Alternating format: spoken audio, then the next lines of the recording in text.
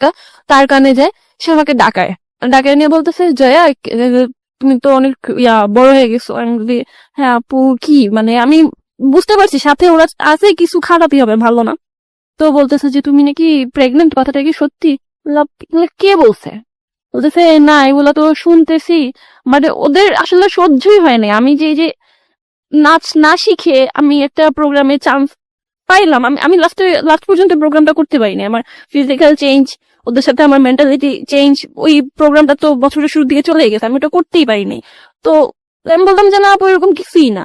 Lastly এগুলা নিয়ে এমন একটা পর্যায়ে চলে যায় যে আমি ক্লাস 4-এই আখি যে মেয়েটা, ওর সাথে মিশির সাথে অনু নামে একটা মেয়ে ছিল, মানে অনু মেয়েটা আমাদের ইয়াতে দেরিতে ভর্তি হয়, শুরুর অনেক কিছু পায় নাই, তখন ওর সাথে একটু কথা হয়, প্রমির সাথে একটু কথা হয়। বাট আমরা এই কয়জন না একটা সময় এমন হইলো যে সবচেয়ে বেশি আখি এক্সপার্ট ছিল। সেই বয়সটাতে আমি মানে মানে চেঞ্জেস এর পরেই বুঝে যাই যে আসলে ফ্যাক্টটা কি। বুঝে যাও তুমি হ্যাঁ সময়। তখন মানে এই ব্যাপারে ওদের সাথে কথা হওয়ার পরে তুমি যে বুঝে গেলা এটা, এই ফিলটা তোমার ফার্স্ট ফিলটা কি ছিল? মানে অ্যাবাউট তুমি যেটা বললা যে সেক্স সম্পর্কে তোমার বুঝে যাওয়া, না আমি it was negative feel or it was মানে to curious about this subject, যে এটা আসলে কি ছিল ফিলটা? না অ্যাকচুয়ালি অনেস্টলি যদি বলি, আমি এই সিচুয়েশনটা আমি লাইফ একবার ফেস করছি ক্লাস 3-তে থাকা অবস্থায়। আর ইউ শিওর হ্যাঁ এটা সিচুয়েশন ফেস করছো আর এটা তোমার লাইফে হয়েছে? না আমি সিচুয়েশন ফেস আমি এরকম জিনিসটা আমি দেখছি লাইফ, বাট হচ্ছে আমি ছোট ছিলাম, আমার ভাই ভাবির সাথে আমি ঘুমাইছিলাম, ওকে বলো। হ্যাঁ, সেই সিচুয়েশন আর কি, মানে হয়তো বা তাদের নিউ কাপল ছিল এন্ড তাদের মধ্যে কোনো একটা বিষয়ে ঝগড়ার ব্যাপারে ভাবি আমাকে বাট তুমি তো এই জিনিসটা সম্পর্কে রুমে ছিলাম, আমি তখন বুঝি নাই। তো আমাকে একবার ভাবি সাইডে আনতেছে, মাঝখানে আনতেছে, ভাইয়া সাইড করে রাখতেছে। আমি তো তখন 3-তে পড়ি, মানে 4-এ ওঠার আগে। আমি তখন একবার মানে আদৌ ঘুম আদৌ ইয়াতে আমি ব্যাপারটা একবার আমার সামনে হইছে, তারপর আমার মাথায় ভাবে ক্যাচ করে নাই যে কি গেল বা কি হইলো। তুমি ক্লাস 4-এ এটা আইডিয়াটা পেলা, সো তোমার এটা সম্পর্কে কি আইডিয়া ছিল? ইট ওয়াজ ব্যাড অথবা তুমি খুব কিউরিয়াস? এটা এটা এটা আমার কিউরিয়াসিটি মনে হইতো যে আসলে এটা কি, বা এটা মানে কেন এরকম টাইপের একটা ব্যাপার আসছিল, বাট এটার প্রতি খারাপ ধারণা ছিল, যেটা খারাপ। এটা খারাপ ধারণা ছিল এটা ক্লাস 4-এর আগে না ক্লাস 4-এ জানার পরে? ক্লাস 4-এ জানার পরে মনে হচ্ছে যেটা খারাপ। ওকে। তো তখন ম্যাক্সিমাম বাচ্চারাই আমাদের সোসাইটিতে এই এরকম একটা মিসকনসেপশন নিয়ে বড় হয় এবং ওরা এবং স্বাভাবিকভাবেই ওরা বিপদগামী সম্পর্কের দিকে যায়। ইনফ্যাক্ট ওর ক্ষেত্রে কি হয়েছে আপনারা সামনের দিকে গেলে বুঝতে পারবেন। বলো তারপর। তো তখন আর কি মোটামুটি এরকম ক্লাস 4-এ আমি মোটামুটি বুঝে যাই যে সেক্স জিনিসটা কি। এর মধ্যে আরেকটা স্টোরি আছে, মানে এতগুলা আমি আসলে মানে কি বলবো, ঠিক আছে, তোমার যেভাবে মনে পড়ে বলো। হ্যাঁ, মানে একদিকে কিন্তু আমার স্কুলের ব্যাপারগুলো চলতেছে, এইভাবে একদিন জিজ্ঞেস করলো, তো এইটা আমি আবার কি আমার কাজিনের সাথে শেয়ার করি। তো তার মধ্যে আমার আবার এক ফুফাতো বোনের হাজবেন্ড, সে আমার লাইক অন্যরকম, মানে আগে তো দুলা ভাই একটু মজা করতো, একদিন সে আমাকে দিয়ে মানে কন্ডম দেখায় বসে, এটা চিনো এটা কি? লাইক আমি দেখছি, আমি গ্রামে গিয়ে না গ্রামের ছেলে মেয়ে তো ধুয়ে বেলুন ফুলাইতো, তা আমি সেইভাবে জানতাম না যে এটা কন্ডম। তো পরে সে আমাকে, আমি ক্লাস 4-এ টোটালি তার হাতে আর কি, তার ফোনে সে আমাকে টোটালি নুড, মানে সব জিনিসগুলা একটা খন্ড সময়ের মধ্যেই হইতেছে, মানে পর্ন ভিডিও আমাকে দেখায়। কোন ভিডিও তোমাকে দেখায়? হ্যাঁ, এবং এটা কি সবার সামনে এরকম করে নাকি আলাদা না করে? না সে জাস্ট মানে সবাই তো খাওয়া দাওয়া করে কেউ শুইছে, কেউ বাইরে হাঁটতেছে বা বেড়াইতে আসছে, কেউ যে যার যার মতো, সে আমার হাতে ধরে রাখছে, আমার এটা দেখতে হবে, আমার এটা দেখতে হবে, এবং সে ভিডিওটা ছাড়ছে। আমি দেখবো না বাট তারপর আমার চোখ পড়ছে, বাট আমি মানে সবগুলো বিষয় এমন একটা সময় হচ্ছিল যে আমার কাছে ব্যাপারগুলো কেমন জানি খুব মানে ক্লিয়ার হয়ে গেছে যে সেক্সটা কি, একটা ছেলে মেয়ের মধ্যে হয়তো এরকম এবং কিছু হয়। সবগুলোই ওর জন্য একটা ইমপ্রপার এডুকেশন আমি বলি। খুবই গুরুত্বপূর্ণ বিষয় আমাদের মানব জীবনে এই বিষয়গুলো, কিন্তু ও সবগুলোই একটা ভুল শিক্ষা নিয়ে বড় হচ্ছে। এটা শুধুমাত্র একজন জয়ার জীবনের গল্প না, এটা ছেলে মেয়ে নির্বিশেষে আমাদের সোসাইটিতে যেটা হয় তাদের জীবনের গল্প, এবং এই জন্যই এই সামাজিক অনাচারগুলো অকারেন্স গুলো খুব বেশি ঘটে। ওকে, তারপর এবং আপনারা বিলিভ করবেন না, ও যতবার বলছে বিষয়গুলো, আমি জানি না কারা কিভাবে আজকের এই অনুষ্ঠানটা শুনছেন, কতটা এন্টারটেনমেন্টের দিক থেকে নিচ্ছেন, ওর চোখ দিয়ে অনবরত পানি পড়ছে। যারা এই বিষয়টাকে জীবনে ফেস করেছেন তারাই শুধু জানবেন যে এটা কত ভয়াবহ রকমের একটা ফিলিংস দেয় একটা বাচ্চার মনে, একটা শিশুর মনে, যারা আমরা বুঝে না বুঝে এরকম অন্যায় অত্যাচার তাদের উপরে করি। বলো তুমি। হ্যাঁ, তারপর সে আর কি সবগুলো সিচুয়েশন প্রায় সেই মানে ক্লাস 4টা আমার জন্য খুব খারাপ ছিল, একই সময়ে হইতেছে। তা একটা পর্যায়ে গিয়ে মানে সেই দুলা ভাই যে লাইফে ফার্স্ট টাইম সে লাইক ট্রাই করে যে আমার বডির কোনো একটা পার্টে হাত দেওয়ার, বা কিছু একটা করার, টোটালি করতে না পারলেও মানে সে হচ্ছে এই বিষয়টার পেছনে লেগেছিল। তো আমি না এই জিনিসটা খুব বোকা ছিলাম, কারণ আম্মুকে বলতে পারিনি। আমি এই জিনিসটাও আমার কাজিনের সাথে শেয়ার করি যে আমার দুলাভাই আমাকে এরকম কিছু একটা দেখাইছে, তারপর এরকম কিছু একটা বলতেছে, তখন এগুলো তাকেই বলতাম।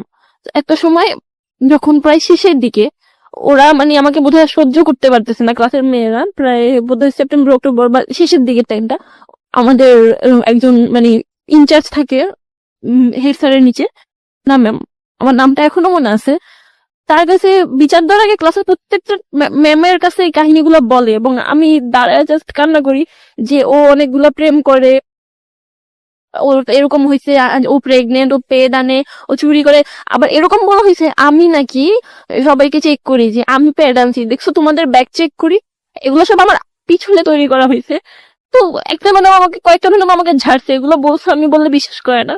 আবার কয়েকটা ম্যাডাম অনেক রাগী, বাট সে হচ্ছে কি ক্লাস 4 এর মেয়েদের মুখে এই কথাগুলো শুনে সে হাসতেছে, সে কি করবে সে বুঝতেছে। একটা পর্যায়ে রয়না ম্যামের কাছ থেকে কথাটা দেওয়া হয়, সে আমার আম্মুকে ডাকতে বলে। তখন আমি আম্মুকে গিয়ে সবকিছু বলে দিই যে আম্মু এতদিন তো এরকম এরকম হয়েছে, এখন ম্যাডাম তোমার ডাকতেছে স্কুলে। Very unfortunate, very very unfortunate. আমরা একটু বিরতি নেব প্রিয় শ্রোতা। ভেরি সেন্সিটিভ বিষয়, এবং আমার কেন জানি মনে হচ্ছে যে হ্যালো 920 ইতিহাসে আমি কখনো এই ধরনের স্টোরি ফেস করিনি। I faced lot of thing about sexual life in Hello 920, এবং আমি ডেয়ারলি বলতে পারি Hello 920 as a radio programme হিসেবে যেই ধরনের সোশ্যাল ইস্যু নিয়ে আপনাদের সামনে হাজির হয়েছে, অন্য কোনো মিডিয়া বা অন্য কোনো মিডিয়া মাধ্যম আমি বলবো এত সিরিয়াস কোনো বিষয় নিয়ে আপনাদের সামনে হাজির হয়েছে কিনা আমার জানা নেই, আমার জ্ঞানত। কিন্তু আমার কাছে মনে হচ্ছে যে আজকের এই স্টোরি শুধুমাত্র একটা মেনস্ট্রেশনকে কেন্দ্র করে কি হতে পারে একটা মেয়ের জীবন, আনবিয়ারেবল, টোটালি আনবিয়ারেবল। আমরা ফিরে আসবো প্রিয় শ্রোতা মাত্র 5 মিনিট পর। জয়া, আমি যেখানে ছিলাম, আম্মুকে জানানোর পরে আম্মু তো পুরো থ খেয়ে যায়। বাবা মা দুজনকে যেতে বলা হয়, বাট আমার আম্মু এটা আমার বাবাকে ইনফর্ম করে নাই। আমার আব্বু আরো বেশি রাগী। সেই বাবা তোমাকে এত ভালোবেসে বিদেশ থেকে চলে আসলো, সেই বাবাকেই তোমরা শেয়ার করছো না, মানে উনি এতটা রাগী হয়ে গেল কেন? আসলে আমার আম্মু শেয়ার করছি কিনা জানি না, মানে আম্মু আমাকে বলতেছিল যে জানাইনি, বাট আমি যতটুকু জানি ছিল কি তোমার বাবার সঙ্গে, তোমার বাবাকে এত লাগতো? আমি আমার বাবাকে আমি ক্লাস 8, 9, 10 পর্যন্ত আমি হাক করছি। আমি অনেকটা ফ্রি, বাট বড় হওয়ার সাইড গুলা বা ওই টাইপের কথাগুলো ওনার সাথে শেয়ার করা যায়, অতটা ফ্রি হতে পারোনি। This is our social reality in fact. Okay, বলো। যাই হোক, পরে আম্মু যায় এবং ম্যাডাম কিন্তু অন্য মেয়েদের কাছ থেকে শুনে আমার মাকে ডাকাইছে। তো আমি ছোট, আমাকে অন্য রুমে রাখা হয়, আমার মাকে নিয়ে অনেক কিছু বলা হয় যে এগুলা হচ্ছে আপনি জানেন আপনার মেয়ের সাথে কি হয়েছে, মানে ইটিসি ইটিসি। আমার মাকে জাস্ট কান্না করে ফেলা হয় এবং বলা হয় যে আপনি কি জানেন পেপারে আসতেছে যে 11 বছরের মেয়ের আজকাল প্রেগনেন্ট হয়, মানে এভাবে বলা হয়। আমার আম্মু বলেছে স্কুল থেকে? হ্যাঁ, টিচাররা? হ্যাঁ। আর ইনচার্জ যে ছিল, না ম্যাম, আমার এই নামটা কখনো ভুলবো না। আমি বাচ্চা হইলে আমাকে যদি আমার এই কথা বলার সময় দূরে রাখা হয়, ওই বাচ্চাগুলো যখন তাকে এই ধরনের কথাগুলো বলছে, উনি কি করে তাদের কথা একটা বাচ্চার মাকে ডাকে? Very sad, very sad. আমরা এখানে ম্যাডামের নামটা মিউট করে দিয়েছি তার সামাজিকতার কথা ভেবে, কিন্তু এটা ঠিক যে একজন শিক্ষকের কাছ থেকে এই ধরনের আচরণ খুবই খুবই অপ্রত্যাশিত। স্কুলে টিচাররা প্যারেন্টসদেরকে ডাকবেন, এটা খুবই স্বাভাবিক, কিন্তু এটা কি তারা জানেন? নিশ্চয়ই জানা উচিত যে একটা ছোট বাচ্চা যখন তাদের একটা ভুলের কারণে যখন প্যারেন্টসকে ডাকা হয়, ওই বাচ্চার মানসিকতায় কত বড় প্রভাব ফেলে, কত বড় রকমের প্রভাব ফেলে। এই কাজটা করার আগে তিনি তো পারতেন আলাদা করে তার মার সঙ্গে ফোনে কথা বলতে যে আপনার মেয়ের আসলে এরকম কোনো সমস্যা আছে কিনা। এইরকম একটা সমস্যাকে কেন্দ্র করে যদি স্কুলে ডাকা হয়, যে কোনো একটা বাচ্চার জন্য কত বড় মানসিক চাপ হতে পারে, ভয়াবহ। তারপর মা কি বললো? আম্মু আসলে, আমি আম্মুকে সবকিছু বলছি, আম্মু আমাকে বিশ্বাস করছে, বিকজ আমি মাঝে মাঝে আম্মুর একটু বলতে নিতাম, পরে আবার বলতাম না। আমি খুব কম মিথ্যা বলতে পারতাম। তো পরে আম্মু ডিসিশন নিছে, আমি বলছি যে আম্মু তোমার বুঝলাম এখানে আমার কোনো ফ্রেন্ড হয় না, তো মানে আমার বলার কোনো কিছু ছিলই না, টোটালি আমি এখানে ক্রিমিনাল। তো লাস্টলি আমি এখান থেকে বের হয়ে আসি, অন্য স্কুলে আমার আম্মু শিফট করে, এখানে তোমার থাকা লাগবে না। দেন আমি অন্য একটা স্কুলে ভর্তি হয়েছি। স্কুলই চেঞ্জ করো তুমি এই ঘটনাকে কেন্দ্র করে? হ্যাঁ, দেখা যাচ্ছে যে সবাই আমাকে টাচ লাগলে উফ বলতেছে, আম প্রেগনেন্ট, আমি যেই সাইডে বসতেছি সাইডটা সম্পূর্ণ ফাঁকা, এবং স্কুল টিচার এরকম ব্যবহার। হ্যাঁ, আমার সাথে কেউ কথা বলবে না, এরকম একটা ব্যাপার।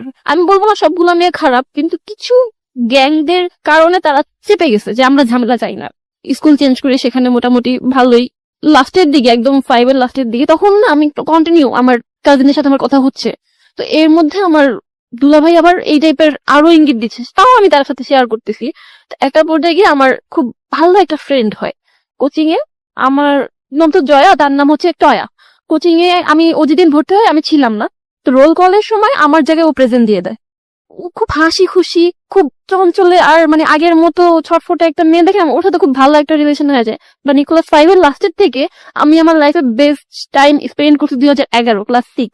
আমার লাইফে আমার ফ্যামিলি ছিল না, আমার আম্মু ছিল না, শুধু স্কুল ছিল আর আমার ফ্রেন্ডটা ছিল। তাই so you got a good friend হ্যাঁ, এট লাস্ট। মানে আমি যখন ওকে বলতাম, মানে আমি তখন ভাবতাম কি কাজিনের সাথে কথা বলি এটা বোধহয় একটা রিলেশন।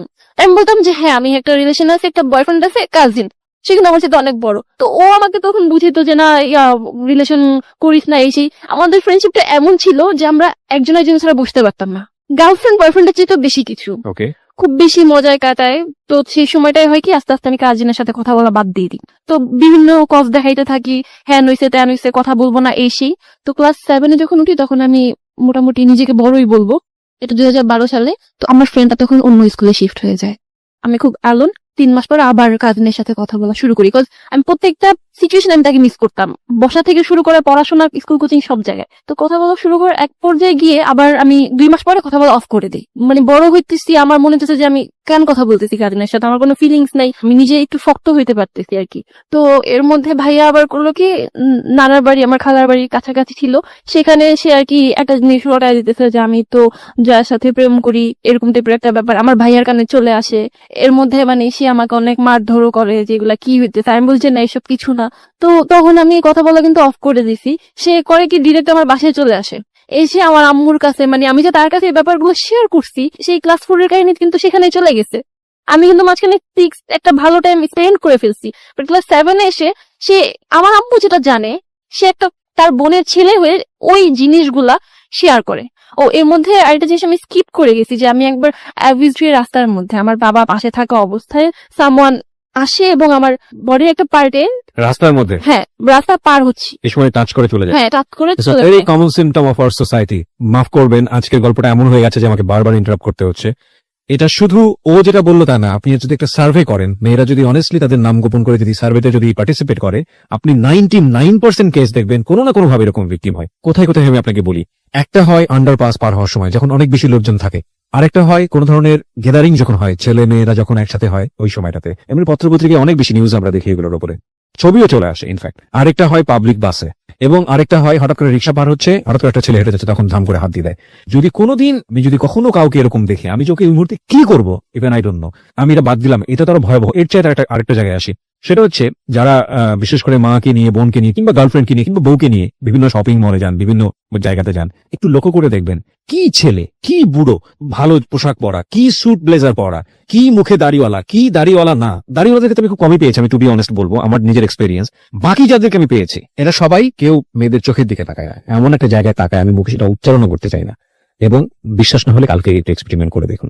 এবং আপনি যারা যিনি শুনছেন তাদের মধ্যেও অনেকে এরকম আছেন। আচ্ছা ভাই, লজ্জা করে না? নিজেরও তো মা আছে, নিজেরও তো বোন আছে। একটা মেয়ে কি পরিমাণ এম্বারেস ফিল করে, একটা চিন্তা করে দেখুন। সেটা আপনার বোনও হতে পারতো না। দুঃখিত, আমি আসলে আজকে অনেক বেশি আউট অফ ট্র্যাক হয়ে যাচ্ছি। ওর গল্পটা এরকম যে নিজেকে কন্ট্রোল রাখা খুব মুশকিল। বলো তারপরে কি হলো? তো এইটা ছিল ক্লাস 5 এর একটা টাইমের ঘটনা। এমনিতেও আমার আম্মু সবসময় আমার কেয়ার করতো, তো বাবা পাশে থাকা অবস্থায় এরকম একটা সিচুয়েশন রাস্তার মধ্যে বলছি যে আব্বু আব্বু, লাইক মানে বলতে পারতেছি না, তারপর বলতে সে আমার অনেক জোরে হাতে প্রেস করে চলে গেছে। তো আমি বলে কিছু হয় নাই, চলে আসুন। আমি খুব পেন পাইছি অনেস্টলি। তো আম্মুকে যখন বলতে পারছি তখন হয়ে গেছে আমার বাবাও বুঝতে পারছে, আর তারপর থেকে তাদের কেয়ারটা যতটা না ছিল তার চেয়ে বেশি ডাবল হয়ে গেছে।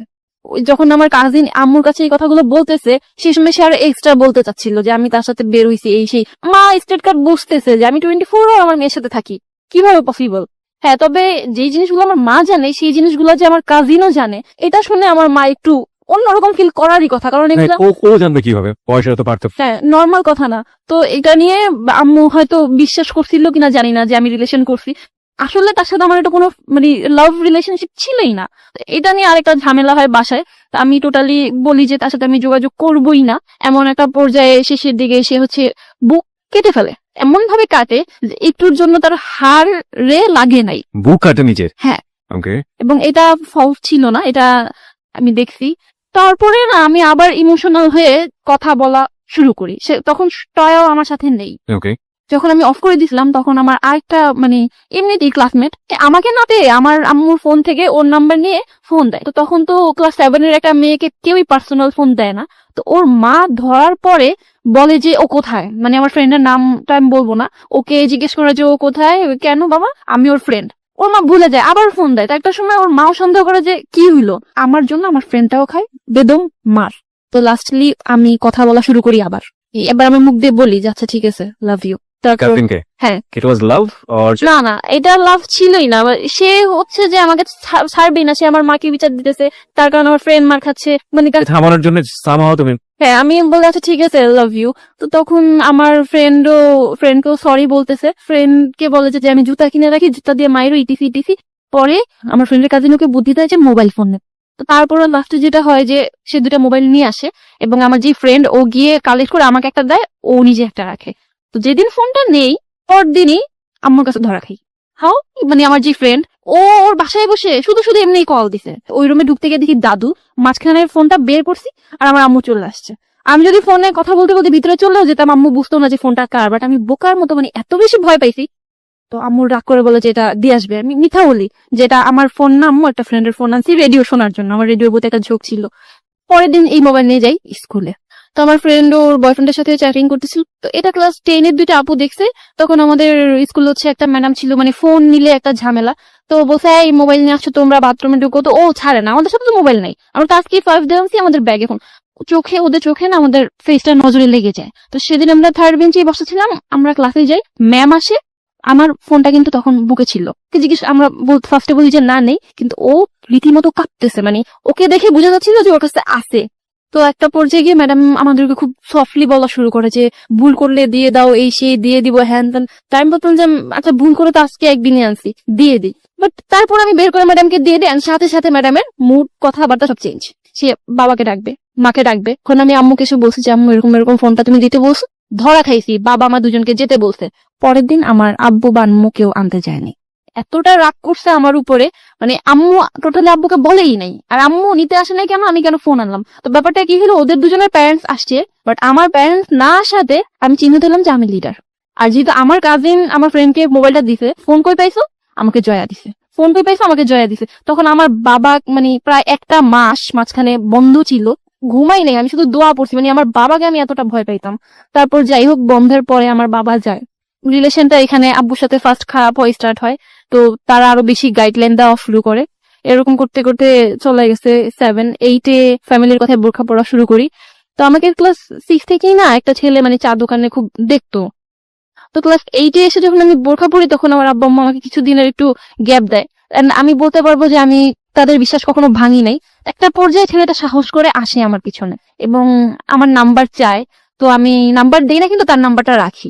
তো একটা পর্যায়ে গিয়ে আমি সেদিনই ওকে ফোন দিই। যে কাজিন, ওর সাথে কিন্তু আমার কথা হচ্ছে, ওর কাছ থেকে আমি ফোনে ব্যালেন্স নেই, আমি ওকে ফোন দেই, কথা হয়। মানে এতটা বেশি ভালো লাগে ওকে, আমাদের জাস্ট 1 ঘন্টা কথা হয়, 1 ঘন্টার মধ্যে আমাদের রিলেশন হয়ে যায়। এর মধ্যে কোনো প্রপোজ ছিল না, কেউ কাউকে লাভ ইউ বলি নেই, বাট জাস্ট রিলেশনটা হয়ে যায়। ছেলেটা কে ছিল? ছেলেটা হচ্ছে, নামটা না বললেও চলবে, মানে আমি জানতে চাই ছেলেটার সঙ্গে পরিচয়টা কিভাবে হলো বা কে ছিল আসলে? ও হচ্ছে, আমি মসজিদে পড়তাম কিন্তু আবার আরবি ক্লাস 7-এ।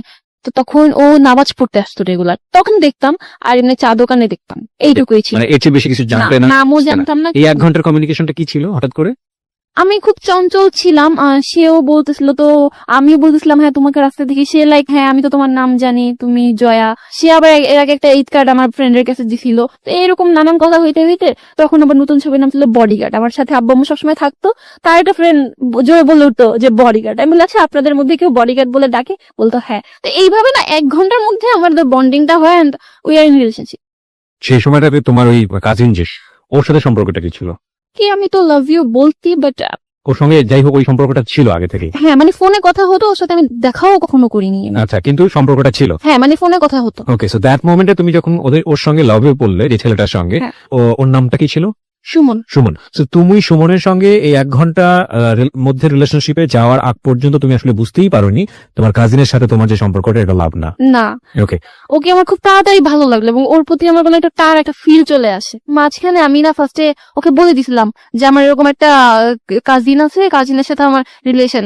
তা আমি না বললাম, ও বললো কাজিনের নাম কি? আমি বললাম হানি। হ্যাঁ, মানে তার বিশ্বাসই হচ্ছে না যে 24 আওয়ার যার প্যারেন্টস সাথে থাকে সে কিভাবে আরেকটা মানে রিলেশন করতে পারে। আমি তখন ব্যাপারটা এড়াই গেলাম যে না থাক, দরকার নেই। প্রায় আমার রিলেশনের 1 মাস হয়ে যাচ্ছে, ও আমাকে বলে যে লাইক ফ্রেন্ডরা তো গার্লফ্রেন্ড নিয়ে ঘুরতে যায়, কত দিকে যায়, হ্যাঁ তুমি একটু আসো না, এরকম টাইপের। তখন আমার এই সিচুয়েশনটা ছিল না যে আমি মিট করবো, আমি শুধু ফোনে কথা বলতাম। তো একটা সময় গিয়ে মাথার মধ্যে আসে যে কিভাবে মিট করা যায়। তখন ও বললো তো জুনের 27 তারিখ আমাদের রিলেশনে 1 মাস হবে, অ্যাটলিস্ট ওই দিন তো দেখা করো। তো ওই দিন দেখা করো এটা বলার আগে আরেকটা জিনিস হয়ে গেছে মিস্টেকলি, সেটা হচ্ছে 2013-তে শবে বরাত ছিল জুনের 24 তারিখে। বলি সেদিন আমার ভাইয়ারা হচ্ছে নামাজ পড়তে রাতে চলে যায়, আর আমার আম্মু হচ্ছে নর্মালি হচ্ছে নামাজ পড়ে শুইছে। তখন হয়তো 12টা-1টা বাজে। কোন ক্লাসে পড়ো তখন তুমি? ক্লাস 8। ক্লাস 8 এ। হ্যাঁ, এটা 2013 সালে। বাসায় তো তখন সারা রাত সব বিল্ডিং এর খোলা থাকে। তো সে আমাকে হঠাৎ করে সাডেন বলে কি যে তোমার বাসায় আসবো, তোমার সাহস আছে বাসায় আসবে, হ্যান ত্যান এরকম করতে করতে একটা পর্যায়ে না আমি দরজা খুলে দাঁড়াই, সাহস করে সে ঢুকেও যায় বারান্দায়। আমার সাথে সুমনের বয়সের পার্থক্য কত বছরের ছিল? ও তখন হচ্ছে অনার্স সেকেন্ড ইয়ার। অন্য সেকেন্ড ইয়ারের পরে তুমি ক্লাস 8 এ। Okay, huge gap. সেদিন ফার্স্ট লাইক বুঝি যে kiss and lip kiss something. আর তার আগে অবশ্য আমরা বারান্দায় চেকও করে নিই, বারান্দায় একটা ডোর সামথিং ছিল যে ওইটার তালা টুলা মারা, তো ওইটা কোনোভাবে খোলা যায়, ও পিন দিয়ে খুলতে পারে। তো তারপর হচ্ছে ও দড়ি কাটে, মানে যদি এদিক দিয়ে যেতে না পারে দড়ি কাটে। তো দড়ি কাটে ঠিকই, কিন্তু আমার আম্মু না টের পায় না, সে আসে 5 মিনিটের মধ্যে আবার চলেও যায়। তো তারপর আমার আম্মু এসে পরে বুঝতে পারে যে দড়ি কাটা কেন, বাট ওইভাবে বুঝতে পারে না, ভাবছে চোর টোর। এই দিনটা চলে যায়, মানে এটা ছিল আমাদের রিলেশন হওয়ার পর ফার্স্ট এই টাইপের কিছু একটা। দেখাও হয় নাই আমাদের বাইরে। দেন যেটা হয় যে 27 জুন রিলেশনের 1 মাস হবে।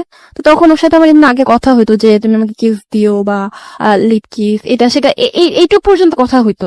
ও আমার খুব ভালো ছেলে, এলাকায় ওর একটা ছিল, নামাজ পড়ে, আর আমিও তখন বোরখা পড়তাম রেগুলার।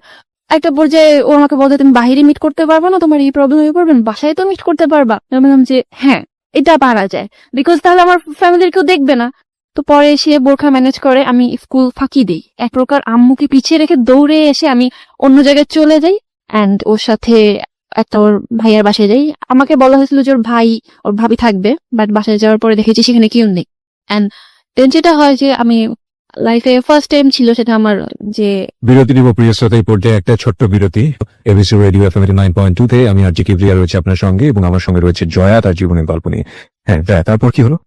এতদিন তো শুনছি যে সেক্স অর সামথিং, বাট আমার লাইফে ফার্স্ট টাইম ছিল ওই দিন। ইট ওয়াজ প্ল্যান অ্যাকচুয়ালি।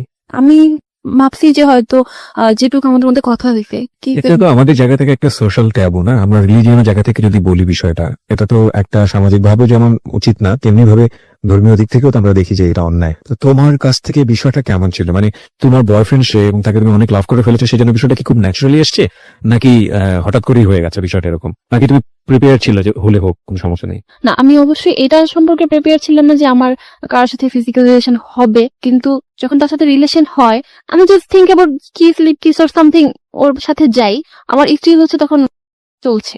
তো আমি তখন এটাও ভাবিনি যে আমার সাথে ও জোরাজোরি করেও কিছু করতে পারে। And it happen regularly, like এই ঘটনাটা হওয়ার পর থেকে তোমরা এটা রেগুলারলি কন্টিনিউ করলে? না, সেদিন হচ্ছে আমি তো মেনলি প্রিপেয়ার ছিলাম না, আমি বুঝিও নাই।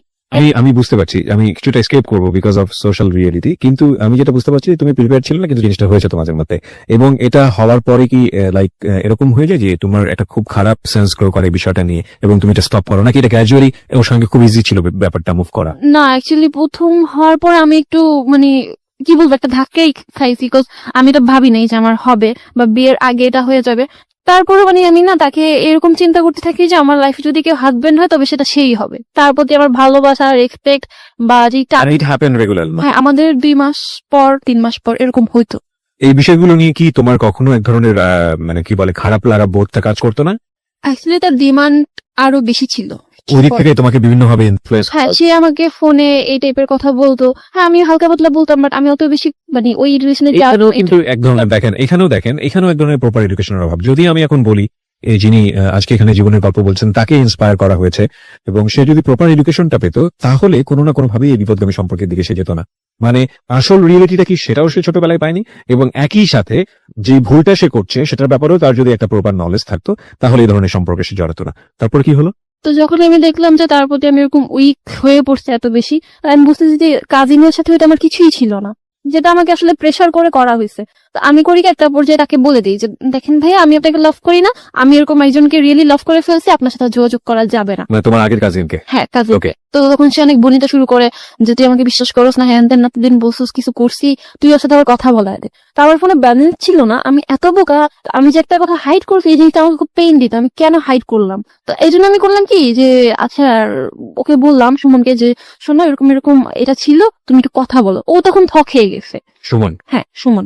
তো তারপর ও হচ্ছে আমি ওকে নাম্বার দিই, আমি বোকার মতো আমার কাজিনকে সুমনের নাম্বারটা দিই। সে কনফারেন্স করে এবং মানে কান্নাকাটি করতে করতে, তখন আমি মনে হচ্ছে যে আমার দোষ, আমি তো তাকে খুলে বলতে পারতেছি না, সুমনকে এত কাহিনী একবার খুলে বলতে পারতেছি না। কে কান্নাকাটি করে? আমার কাজিন। কাজিনটা হ্যাঁ, কান্নাকাটি? তখন আমি ধমক দিই, তো এটা আবার সুমনের লাগে। তো সে একটু পরে আমাকে বলে কি আচ্ছা শোনো, আজকে ঘুমায় যাও, তোমার সাথে কালকে কথা বলবো। তারপর ওকে ফোন দেওয়ার নাম্বার বিজি বিজি বিজি। এর মধ্যে আমার কাজিন মানে সুমনের কাছে আমার ক্যারেক্টার নিয়ে অনেক কথা লাগাইছে। খুব স্বাভাবিক। হ্যাঁ, মানে তুমি কি জয়া সম্পর্কে কি ধারণা রাখো, তুমি জানো আমি ওদের বাসায় যাই, লাইক এমন যে তার সাথে আমার ফিজিক্যাল মানে সম্পর্কটা আছে। এবং এটা সুমনের জায়গা থেকেও বিলিভ করাটা খুব ইজি, কারণ তোমার সঙ্গে ওই জিনিসটা তখন তার ছিল। সো এটা একটা কমপ্লেক্সিটি তৈরি করবে। ওকে, বুঝতে পারছি আমরা। তারপর তারপর উনি সুমন হচ্ছে খুব কান্নাকাটি করে, আমি যেটা শুনছি আমার দিকে এরকম আঙুল দেয় যে আসলে আমি তো এটাও বুঝিনি যে তোমার হয়েছিল কিনা, যেহেতু তোমার প্রবলেম ছিল। মানে ওর মধ্যে একটা সন্দেহ চলে আসছে যে আসলে আমাদের যখন রিলেশন হয়েছে তখন কি তুমি ঠিক ছিলে নাকি। তার মানে সুমন তোমাকে যে কোয়েশ্চেনটা করে সেটা is all about your virginity, হ্যাঁ, রাইট? ওকে, হ্যাঁ। তো তখন আমার খুব খারাপ লাগে যে আমি তোমার সবকিছু বলতেছি, আমার ওর সাথে কিছু হয় নাই, মানে ও বিশ্বাস করে আবার ওর খারাপ লাগে। এর মধ্যে দিয়ে রিলেশনটা খুব খারাপ হয়ে যায়, আমাদের শুধু ঝগড়া হয়, সন্দেহ, অনেক কিছুর মধ্যে। যাক, যে স্ত্রীটা দিব তার আগে আবার আমি আম্মুকে আরেক দফা জানাই, এরকম করতে তো বয়ফ্রেন্ডের বিষয়টা বলো। না, মানে কাজিনের বিষয়। কাজিনের বিষয়টা বলি। আম্মু অনেক বকাঝকা করে, কারণ আমি এবার ওর দিক থেকে টোটালি সরে আসছি, এবং যারা যারা শুনছে আত্মীয় স্বজন সবাই বলছে যে এটাই ঠিক করতেছো জয়া, কারণ তুমি ছোট ছিলা, যা করছো করছো, এখন যদি তুমি করো ফিউচারে তোমার বিয়ে হবে বা সামথিং, এটা বেশি প্রবলেম করবে। তো তখন এখন আম্মুর একটা সাপোর্ট চলে আসলো। তো আমার সুমনের সাথে রিলেশন ভালোই চলতেছে। হঠাৎ করে ক্লাস 9-এ আমি ফেসবুক আইডি খুলি ফার্স্ট টাইম। ও আমাকে খুলে দিত না, তো তারপর খুলি। আমি না ফেসবুকে নতুন নতুন ইউজ করতেছি, তো যে মেসেজ দেয় তার রিপ্লাইটাই দিতে পছন্দ করি, লাইক এটা আমার কাছে একটা মানে মজার জিনিস হয়ে গেছে। তো দেখা যাচ্ছে যে আমি সিরিয়ালি দিলে ওকে একটু দিতে লেট হয়ে যায়, এটা নিয়ে আমাদের ঝগড়া হতো সুমনের সঙ্গে? হ্যাঁ, সুমনের সাথে আমার ফেসবুক নিয়ে নর্মাল থিং নিয়ে ঝগড়া হয়, ফেসবুকে ছেলেদের সাথে কেন কথা বলো এগুলা নিয়ে ঝগড়া হয়। এর মধ্যে আবার আমার বাসায় আমি একদিন আমার ফ্রেন্ডের একটা বার্থডেতে বোরখা ছাড়া যাওয়ার জন্য আবদার করি, তখন আমার বাবা তারপর ভাইয়া অনেক মারে। আমার কাজিনকে নিয়ে ঝামেলা হয়, আমার ভাইয়ারও অনেকবার মারছে। তো ওইবার খুব মারে, এত মারে যে হয়েছে যে আমার ভাইয়া আমার গলা টিপ দিয়ে ধরছে। তো আমি তখন রাগে জিদে এরকম হয়ে যাই যে আজকে কিসের জন্য মারছো আমাকে, আমি একটা দিন একটা ফ্রেন্ডের বার্থডেতে যাবো, বোরখা ছাড়া যাবো, এই জন্য বোরখা পরবো না। ওই দিনের পরে আমি বোরখা ছেড়ে দিই। তো এটা নিয়ে আবার সুমনের সাথে বাজাবাজি হয়, তুমি বোরখা কেন ছাড়ছো। তার উপর হচ্ছে যদি আসো না গেলে, মানে ওর মধ্যে আমি একটা জিনিস খেয়াল করতাম যে ফিজিক্যাল রিলেশনের সাথে ওর ভালোবাসাটা আপ ডাউন করে ক্লাস 9-এর পর থেকে। একদিন রিলেশনটা হয়, তারপর ওর খুব টান কিছুদিন আছে, তারপর হঠাৎ করে নাই হয়ে যেতেছে। এমন করতে করতে আমি খুব ফেড আপ হয়ে যায় যে এটা কি খালি এরকম কেন বলতেছো। বাট আমি তাকে খুব বেশি লাভ করতাম। একটা সময় বুঝি যে ও কেমন জানি হয়ে গেছে। তো আমার কানের একটা অপারেশন হয়, সেই সময় ফেসবুক চালানো ফোনটা নষ্ট হয়ে যায়। খুব কষ্টে ব্যাটারি কাগজ দিয়ে লাগিয়ে আমি, কানে অপারেশন হবে, আমি সেটা কোনোভাবে সেখানে নিয়ে আমি মাথা তুলে তুলে আম্মু নাই আব্বু নাই চার্জে দিয়ে লুকিয়ে লুকিয়ে আমি ওকে ফোন দিই। আর সেই সময় থেকে কিন্তু সে আর একটা রিলেশন করে, আমি সেটা তখন জানতাম না। সে আমাকে বলেও গেছে যে সে ফ্রেন্ডের গার্লফ্রেন্ডের সাথে দেখা করতে গেছে। যাই হোক, রিলেশন চলতে থাকে, তখন থেকে ওর সাথে আমার রিলেশন আরো খারাপ। লাইক আমি তখন ক্লাস 10-এ, সামনে আমার এসএসসি, আমার প্যারেন্টস আমার পড়াশোনার প্রতি চাপ দিতেছে। একটা পর্যায়ে গিয়ে সিলি একটা ব্যাপার নিয়ে যে আমি একদিন ফোন দিতে না করছে, হ্যাঁ, তবু আমি ফোন দিতেছি। একটা স্বপ্ন দেখছিলাম যে আমি এটা বলবো, অতি আনন্দে ফোন দিতেছি যে আমি খুব সুন্দর একটা স্বপ্ন দেখছি। কয়েকবার ফোন দেওয়ার কারণে লাস্ট টাইম ফোন দিয়ে করলো কি, সেই একটা ঝাড়ি। ফোন দিতে না করছি কেন দিতেছো, ব্যাপারটা এরকম ছিল যে তোমার রেজাল্ট বেরোছে তো আমি কি করব, স্বপ্ন কি দেখছো তো আমি কি করবো, এরকম একটা ব্যাপার ছিল। মানে সে আমার কেয়ারই করতেছে না। তো পরে আমি খুব কান্নাকাটি করি, রাতে ফোন দিয়ে আরো ঝাড়ে। তো এগুলো আমি তখন বুঝতেছিলাম না, পরে আমি বুঝছি, মানে পরে আমি জানলাম যে ও তখন সে মেয়েটার সাথে ছিল।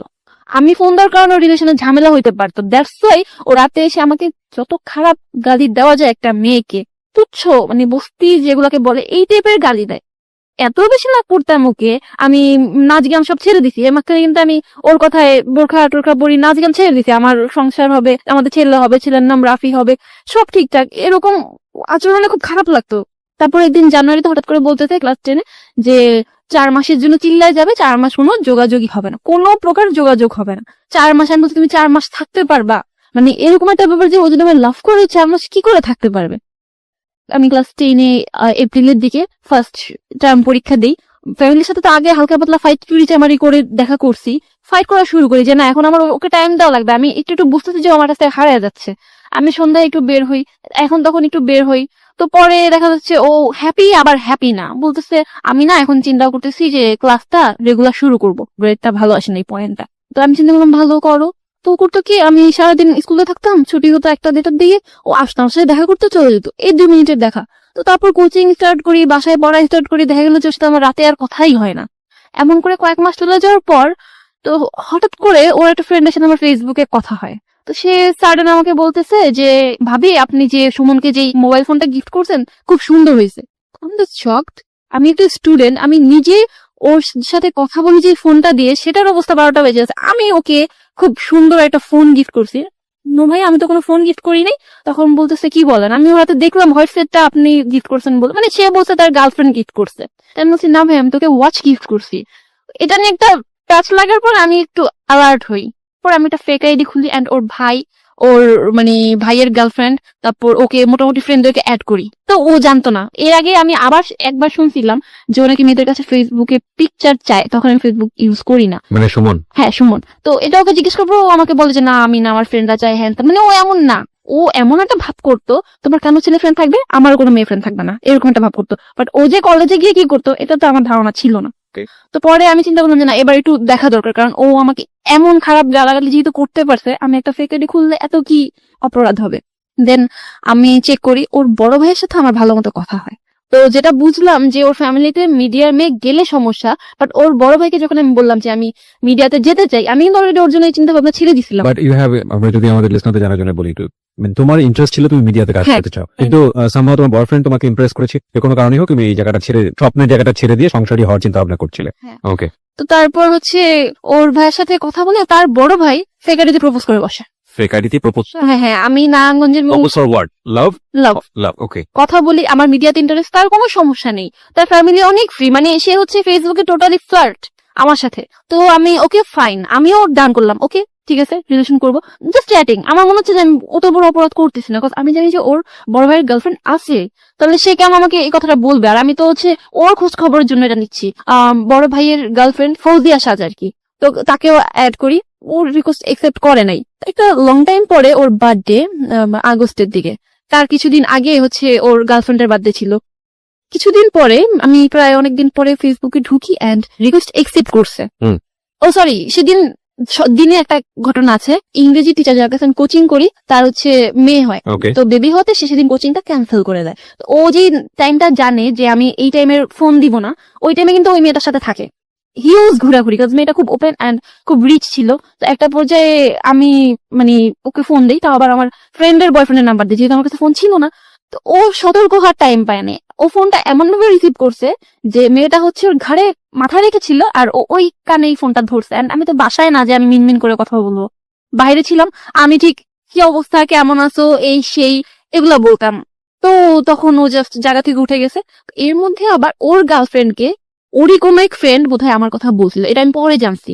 তো ওকে আবারও বুঝিয়ে দিতে যে মেয়েটার সাথে আমার রিলেশন ছিল, এখন নাই, মেয়েটা আমাকে জ্বালায়। ওকে। তো ও ওইভাবে মেয়েকে কভার দিছে, আমি তো শুনছি মেয়ের গলা, ও আমাকে মেয়ের সামনে আমার সাথে অ্যাক্টিং, এই আপনারা বলছে আমাকে ফোন দিবেন না, এই সেই। আমি বলছি কি অবস্থা, ফাইজলামি করতেছো? তারপর তুই তো গাড়ি শুরু করছে, আমিও তো মানে মেজাজ খারাপ হয়ে তুই বলে রেখে দিছি। তো তার মাথায় আবার এটা ছিল যে আমি তার প্রতি অনেক উইক, এন্ড আমি যে ফ্যামিলিগত অনেক কারণে ডিপ্রেশনে ছিলাম, বা আগের কথাগুলো আমি সব মানে কিচ্ছু হাইড করিনি আমি ওর কাছে। ওকে। তো ও আবার চিন্তা করছে আমি কিছু করে ফেলি কিনা, ও আবার আমার একটু বড় ফোন দিছে যে কি করো, তখন আমি আবার রাগ করতেছি, ও কভার দিয়ে দিছে আমাকে। কিন্তু ওই যে পরে বললাম সেদিনই 2 দিন পরে আমি যখন ওই আইডিটাতে আবার ঢুকি, বড় ভাইয়ের সাথে রিলেশন করে আমি কি করবো, দেন আমি দেখি যে ফৌজিয়া সাজছে, তার বার্থডে পিকচার দেওয়া, ওকে, কেক প্লাস সুমনের ফ্রেন্ডরা, সুমন ও পাশাপাশি খুব ক্লোজ। তো আমি এটা দেখার পর আমার জাস্ট হয়েছে কি যে হাত পা বাঁকে আসতেছিল, চোখ মুখ উল্টে আসতেছিল, মানে আমি তোমার হ্যাঁ এতটা বিশ্বাস করতাম, হাত পা ঠান্ডা ক্লোজ হয়ে বলতে গেছে। তুমি কি বোঝাচ্ছ, মানে ক্লোজ ইন হোয়াট সেন্স, কি দেখে তোমার এই জিনিসটা হলো? মেন থিং ও রিলেশন করে, এটা ট্রু। আর সেকেন্ড থিং হচ্ছে মেয়েটার গায়ে হাত ছিল এবং আমি আইডি চেক করছি, প্রোফাইল পিকচার বসে আছে কি ওর ছবি তুলে দিতে পাশে একটা বেন্টি ব্যাগ। আমি ওইভাবে ওর ছবিগুলো খেয়াল করি নাই, করলে হয়তো তখনই কোনো হিন্স পাইতাম যে ও যে চিল্লাই যাওয়ার কথা বললো ওই সময়টা কি তোমার সঙ্গে যোগাযোগ অফ রেখেছিল? না, ও চিল্লায় যায়নি, ও আমার সাথে যোগাযোগ অফ রাখতে চাইছিল, এক্স্যাক্টলি। বাট যেহেতু আমরা একই এলাকায় ছিলাম ও এটা পারে নাই। আর ওর ফ্রেন্ডরাও একটা সময় গিয়ে আমার বলতো যে আসলে আমরা ভাবতাম যে ওইটা ফান হিসেবে নিচ্ছে। সো তুমি ডেফিনেটলি শিওর হলা যে ওই মেয়ের সঙ্গে ওর একটা সম্পর্ক বিলকুল। আছে, তো তোমার সঙ্গে যেটা আছে সেটা একটা ব্লাফ দিয়েছে, ব্যাপারটা কি এরকম ছিল নাকি দুজন কিসে মেনটেন করছে? আমি দুজনকেই সেই তুমি ফেস করলা কিভাবে এই ঘটনা নিয়ে তাকে? আসলে আমি সেই মুহূর্তে আর তাকে ফোন দিতে পারিনি, আমার আম্মু তখন কিছু একটা বুঝতে পারছিল, সে যাই হোক আমাকে নর্মাল করে। তো আমি পরে মানে তাকে ফোন দিয়ে খুব গালাগালিও করছি, সহ্য করার মতো না। আমি নর্মালি ঘরে নাচ গান করাও বন্ধ করে দিয়েছি, আমার এত শখ ছিল যেগুলাতে। পরের দিন আমার না বিশ্বাস করতে মন চাইতো না যে ও আমার লাভ করে না। দেখা করার কথা বলি যে কালকে যদি মানুষ কেউ মারাও যায় 1টা বাজে আমার সাথে দেখা করবি, এরকম একটা ব্যাপার বলি আমি ওকে, তুই করে। ওর গার্লফ্রেন্ডের সাথে আমার যোগাযোগ হয়েছে, আমি আবার ওর গার্লফ্রেন্ডকে মেসেজ দিছি যে আপি ছেলেটা তোমার কি হয়, বয়ফ্রেন্ড? আচ্ছা ঠিক আছে, নিচে নাম্বার নিয়ে দিয়ে দিছি, আমার নাম্বার কল দিবা, আমার ওর একটা ছবি দিয়ে দিছি। সে বলে কিছু জানাও না, আমিও বললাম ঠিক আছে জানাবো না। সে দুজনকে, আমরা এখন দুইটা মেয়ে একসাথে কথা বলতেছি, আমরা দেখতেছি যে ও ওকে কি বলতেছে, ও আমাকে কি বলতেছে, আমরা মানে একটা ছেলে দুইটা মেয়েকে কিভাবে মেনটেন করতেছে এটা আমি দেখতেছি। মানে একটা জিনিস খুব জেলাসি যে আমি ওর এত লাভ করি, যখন ওর ওই গার্লফ্রেন্ড বলে যে, থাক ওকে কিছু বইলো না, ওর বুকে ব্যথা করতেছে, ওদের বুঝতে পারতে। অনেস্টলি যে আমার মন চেয়েছিল যে যতই ভালো ব্যবহার করে তোমার গলাটা দাইবা ধরি, যে তোমার কি আমার থেকে বেশি চিন্তা ওর। তো ও বোধহয় মেয়েটাকে এমন ভাবে ম্যানেজ করছে যে দেখা করাই যাবে না।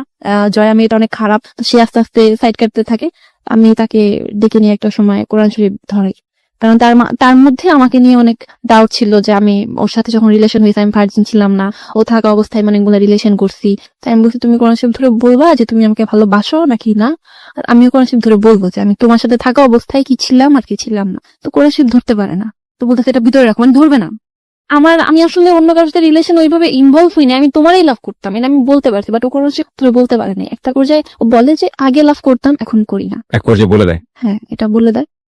তো তখন সে আমাকে বলে মারো থাপড়াও, তো তখন হচ্ছে এরকম একটা সিচুয়েশন যে মারো থাপড়াও বললেও আসে না। তো পরে আমি নিজেরা শক্ত করার চেষ্টা করি, শক্ত করতে গিয়ে এত উইক হয়ে পড়ছি, খেতে পারতাম না, খেতে গেলে আমার বমি চলে আসতো। যে এত ভালোবাসছি বা একটা ছেলে আমার লাইফে এভাবে আসছিল, আমি কল্পনা করতে পারতাম না যে আমার হাজবেন্ড ও ছাড়া কেউ।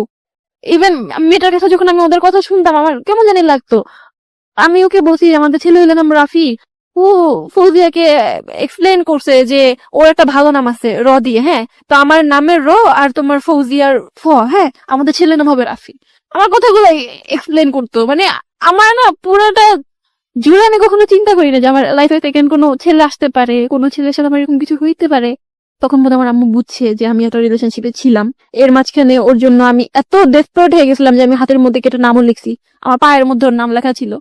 তো জানি না ওর সাথে কি ছিল, বলতেছিল ব্যাক করবো, বাট আমি এত কষ্ট ছিলাম, আমি বলছি যে না আমি ব্যাক করবো না। মানে আমার কথা হচ্ছে আমি তো তোমার ছায়া জানি, আমি ব্যাক করবো এটা কেমন কথা। আমি তখন একটু আশা পাইছি, বাট পরে দেখলাম যে না, ওর এত ইগো, পারতেছিলাম না। পরে একটা সময় স্লিপিং পিল খাই, তখন আমি আবার ফেসবুক আইডি যে খুলছি ফেক আইডি, তারপর ছবি দিছি একটা, ওটা আবার ভাইয়ের কাছে ধরা খাই, বাসায় আরেকটা ঝামেলা হয়, মারটার খাই। একে তো এটার উপর ছিলাম, তার উপর আরো নিতে নামবার আমার মনে ছিল যে আমি কি করবো। আমি কি চাইলেও ফ্যামিলিতে যাইতে পারতাম, ওর মাকে বলতে পারতাম যে এগুলা হয়েছে, তো ও কি হবে ইনফ্যাক্ট ফ্যামিলিতে কালার খাবে, আমি ফ্যামিলিতে কালার খাবো, ফিউচারে যদি বিয়েও হয় 10টা মানুষ আমাকে অনেক কথা এই বলবে। মানুষটা তোমাকে চাচ্ছি না হিসেবে তুমি বিয়ে করে তাকে কি করবে? আমার মাথায় এটা আসতেছিল যে ও তো আবার লাভ করে না। পরে আমি জানছি যে ওই মেয়েটার সাথে ফিজিক্যাল রিলেশন ছিল, জানছি যে না, তারপরেও বলছি যে যা হয়েছে। You take some sleeping pill, মানে সুইসাইড করার জন্য। কতগুলো নাও?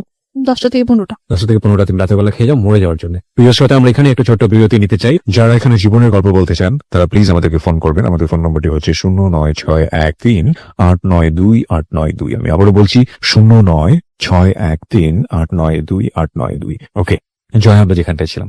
তো তারপর আমি আসলে স্লিপিং পিল খাওয়ার চিন্তাটা করেই ফেলি।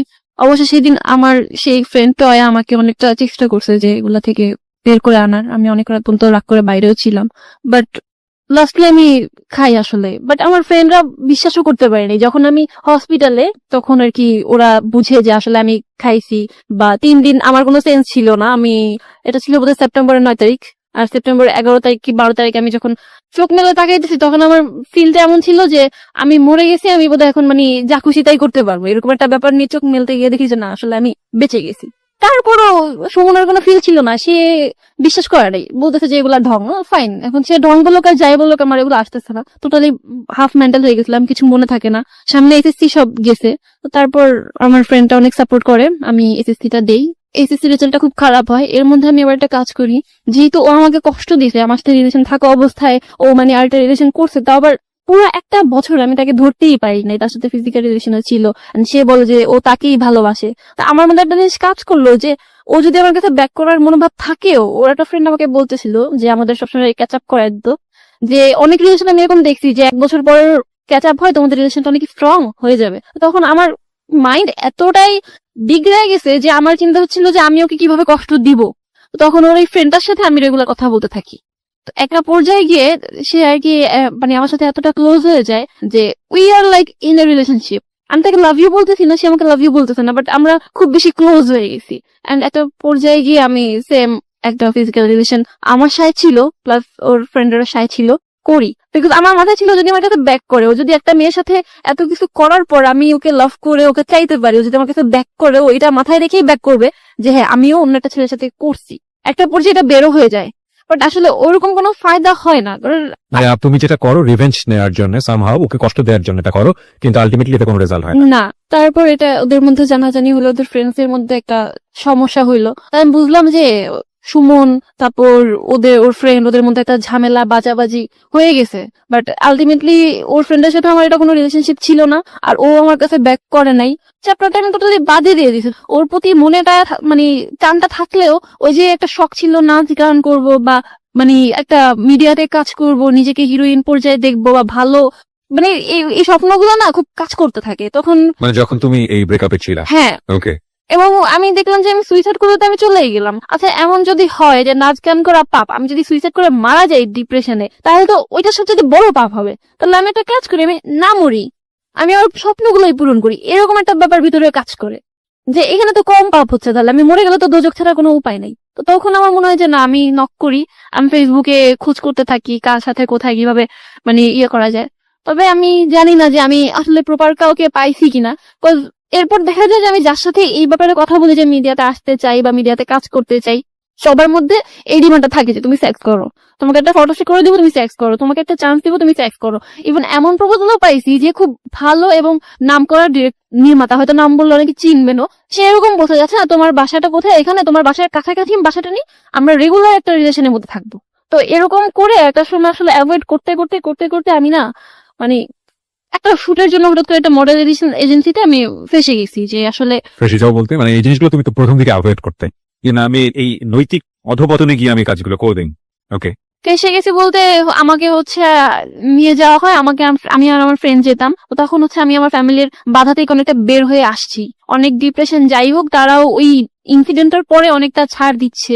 তো তারপর হচ্ছে যে সেদিন একজন মোটামুটি বয়স্ক একজন লোক থাকে, তো আমাদের দুই ফ্রেন্ডকে কোনোভাবে দুজনের প্রতি উগরানোর চেষ্টা করা হয়, বাট আমরা তো এক ছিলাম। আমার ফ্রেন্ডকে আলাদা রুমে নিয়ে যাওয়া হয় এন্ড ডোর লক করে দেওয়ার পর বুঝতে পারে যে লোকটা আমার সাথে এরকম কিছু একটা রিলেশনশিপ করবে অর সামথিং। তো এটা ছিল আমার ফার্স্ট টাইম দেন আমি মানে এরকম আউট কারোর সাথে। আমার ইচ্ছা ছিল না, আমি ওই রুমটার ওয়াশরুমে গিয়ে দরজা লাগাই দিই এন্ড দেন প্রায় আধা ঘন্টা পরে বের হই, যখন আর কি সে আমার সাথে কিছু করতে পারে না। এমন করে প্রায় আমি কলেজে যখন উঠে যাই, তো এখানে একটা প্লাস পয়েন্ট আছে যে আমি এরকম কিছু কিছু প্রবলেমে পড়ে লাইক এটা পেলে আমি কলেজ লাইফটা নিয়ে একটু বিধ হয়ে পড়ি। এই কলেজ লাইফে আমি কিছু ভালো ফ্রেন্ড পাইছি, আমি কলেজের নামটা মেনশন করবো না, যে আমি কলেজে আড্ডা দেওয়া বা আমি ছেলেদের সাথে নর্মালি মিশতে পারি। আগে আমার কাছে এটা খুব বড় কিছু ছিল যে আমি একটা ছেলে ফ্রেন্ড থাকবে, আমার একটা ছেলের সাথে মিশতে পারবো। তো তারপর আবার ফার্স্ট ইয়ারটা যখন শেষের দিকে ভালোই ছিল, ভালোই কাটতেছিল, তখন আবার আমার মিডিয়ার লোকদের সাথে কথা বলতে বলতে এখন আমি দেখতো যে আমি আসলে দেখতেছি যে এই জিনিসটা ছাড়া আমি পারতেছি না। দুই একজন আছে মানে যারা মানে হয়তো বলছে হ্যাঁ আমি দুই একটা কাজ করছি, ওগুলো হয়তো মেনশন করে বলবো না, বাট বেশিরভাগই এই ধরনের প্রপোজাল দিতে থাকে এন্ড একটা পর্যায়ে আমি ইনভলভ হয়ে যাই। সামহাউ তুমি মিডিয়ার এই ধরনের লোকজনের সঙ্গে ইনভলভ পেয়েছো, এন্ড ইনভলভ হয়ে যাও মানে বুঝতে পারছি যেটা যে তুমি এই ধরনের কাজে জড়িয়ে পড়ো। ফাইলা কিছু হয়েছে তোমার এই কাজের বিনিময়ে? না, actually that was my question actually. যারা এই কাজগুলো দিয়ে তোমাকে